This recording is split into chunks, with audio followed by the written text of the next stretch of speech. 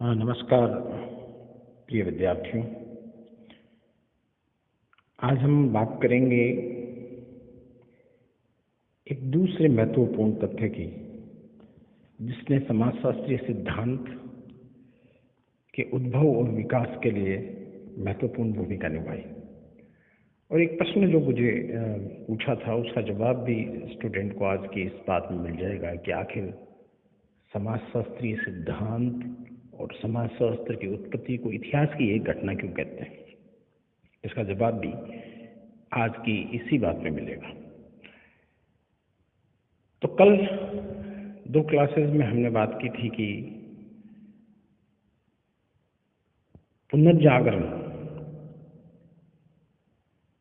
इतना महत्वपूर्ण था कि एक नए विषय का उद्भव हुआ, नए विषय का जन्म हुआ। और आज हम बात करेंगे क्रांतियों की, रिवॉल्यूशंस की, कि केवल पुनर्जागरण से ही नहीं हुआ। भौतिक सामाजिक परिस्थितियों में परिवर्तन आया, इसलिए एक नए विषय की शुरुआत हुई और समाजशास्त्रीय सिद्धांतों की शुरुआत हुई। इसमें सबसे महत्वपूर्ण बात है वो ये है कि ये जो क्रांतियां थी जिन्होंने भौतिक परिवर्तन किया वो 2 थी। एक औद्योगिक क्रांति और दूसरी लोकतांत्रिक क्रांतियां। औद्योगिक क्रांतियां और लोकतांत्रिक क्रांतियों का संबंध 18वीं शताब्दी के दूसरे पार्ट से है, यानी 1750 के बाद की बात है। आपको याद होगा कि 1776 में 1776 में अमेरिका में क्रांति हुई और अमेरिका स्वतंत्र हुआ। और 1789 में 1789 में फ्रांस की क्रांति हुई। और इन दोनों क्रांतियों का नतीजा ये था कि अमेरिकन क्रांति ने व्यक्तिगत अधिकार और नागरिक के अधिकारों पर जोर दिया और फ्रांस की क्रांति ने तर्क और न्याय पर जोर दिया। और इन सभी क्रांतियों का असर ये हुआ, केवल फ्रांस पर ही नहीं हुआ बल्कि दूसरे यूरोपीय सोसाइटीज थी, समाज थे, उन पे भी इनका असर हुआ। और एक सेक्युलर आइडिया, जो लौकिक विचार थे, जो स्वतंत्रता, समानता और न्याय, इन विचारों का प्रसार सभी यूरोपीय समाजों में हुआ। और जब इनका प्रसार हुआ एक तरफ और दूसरी तरफ औद्योगिक क्रांति चल रही थी, तो औद्योगिक क्रांति के फलस्वरूप जो सामाजिक जीवन में भौतिक परिवर्तन आ रहे थे, उनके कारण ये जरूरी हो गया था कि जो पुराना समाज का परंपरागत ढांचा है वो परिवर्तित हो। क्योंकि व्यक्तिवाद, व्यक्तिगत स्वतंत्रता और लोकतंत्र, इन्होंने परंपरागत समाज के ढांचे को चुनौती दी और ये आवश्यक कर दिया कि एक नई व्यवस्था हो। और जो पुरानी व्यवस्था थी वो मूल रूप से जमीन, नातेदारी, धर्म, स्थानीय समुदाय, राजतंत्र, इस पर आधारित था। और इन सब विचारों को चुनौती दी गई और ये जरूरी था कि इनकी चुनौती देने पर नया समाज हो और इस नए समाज की स्थापना हो। इसीलिए आपने महसूस किया होगा या देखा होगा कि जब हम प्राथमिक शास्त्रीय समाज शास्त्रों को पढ़ते हैं तो जितने भी समाजशास्त्रीय सिद्धांत हैं उसमें दो चीज़ की चिंता मिलती है। एक तो सामाजिक स्थायित्व की चिंता मिलती है और एक सामाजिक परिवर्तन की चिंता मिलती है। वो चिंता इसलिए मिलती है कि उस वक्त की व्यवस्था में जो जबरदस्त परिवर्तन आ रहे थे, वो सामाजिक परिवर्तन समझने के लिए सैद्धांतिक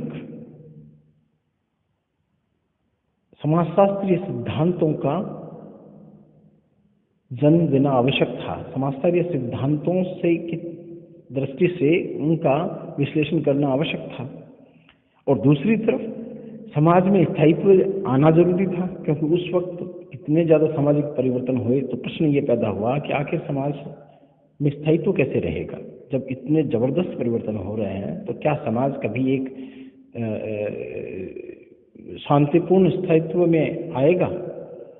इसीलिए जो हमारे प्रारंभिक समाजशास्त्री हैं, चाहे वो सेंट साइमन हो, अगस्त कॉम्ट हो, दुर्खीम हो, सीमेल हो, हर्बर्ट स्पेंसर हो, कार्ल मार्क्स हो, इन सब की सबका एक जो ध्यान रहा वो सामाजिक स्थायित्व और सामाजिक परिवर्तन पर रहा। अब ये जो पुराना व्यवस्था थी उस व्यवस्था को चुनौती देने के लिए इन क्रांतियों ने बहुत महत्वपूर्ण भूमिका निभाई, औद्योगिक क्रांति और लोकतांत्रिक क्रांति। और औद्योगिक क्रांति मूल रूप से क्रांति ये थी कि जहां पहले ऊर्जा का स्रोत मनुष्य और जानवर थे, क्योंकि जमीन के इर्द गिर्द और नातेदारी प्रथाओं पर अर्थव्यवस्था और राजनीतिक संबंध टिके हुए थे और ऊर्जा का स्रोत या तो मनुष्य था या जानवर था, घरेलू जानवर थे। अब औद्योगिक क्रांति के फलस्वरूप ऊर्जा, और बल्कि यूँ कहना चाहिए कि औद्योगिक क्रांति इसीलिए हुई कि ऊर्जा का स्रोत मनुष्य और जानवर से बदलकर मशीन हो गया। और जब ऊर्जा का स्रोत मशीन हो गया तो बहुत बड़े स्तर पर उत्पादन होने लगा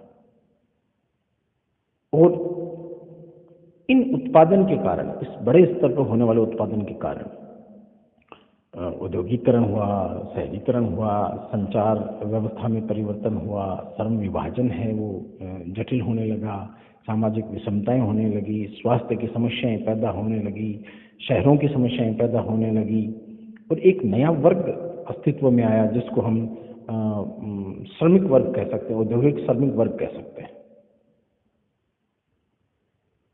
अब औद्योगिक श्रमिक वर्ग था, उसका पुरानी व्यवस्था के साथ और आधुनिक व्यवस्था के साथ मेल नहीं था। क्यों? क्योंकि ये बिल्कुल नई चीज थी। तो आधुनिक व्यवस्था के साथ तो इसलिए मेल नहीं था कि एक तरफ औद्योगिक श्रमिक वर्ग है, दूसरी तरफ पूंजीपति हैं, उनके हाथ में धन का संग्रह होता जा रहा है, सामाजिक विषमताएं बढ़ती जा रही हैं। और पुरातन व्यवस्था के साथ इसलिए उसका पटरी नहीं बैठ रही थी, व्यवस्था एडजस्टमेंट नहीं था, क्योंकि पुरातन व्यवस्था जमीन, खेती, हस्तकला, धर्म इस पर आधारित थी, राजतंत्र इस पर आधारित थी। और साथ में ये वर्किंग, ये जो शहरी, ये जो औद्योगिक श्रमिक वर्ग था वो अपने अधिकारों के प्रति और नए नए विचारों के प्रति जागरूक हो रहा था। तो इनके बीच में एक विरोधाभासी, एंटागोनिस्टिक तनाव की स्थिति पैदा हो गई। और यही वो दौर था जब ये जरूरी हुआ कि समाजशास्त्रीय सिद्धांत समाज की इन व्यवस्थाओं को समझने के लिए कोशिश करें। इसलिए जो एक स्टूडेंट ने पूछा था कि ये इतिहास की घटना क्यों है, तो ये इतिहास की घटना इसलिए है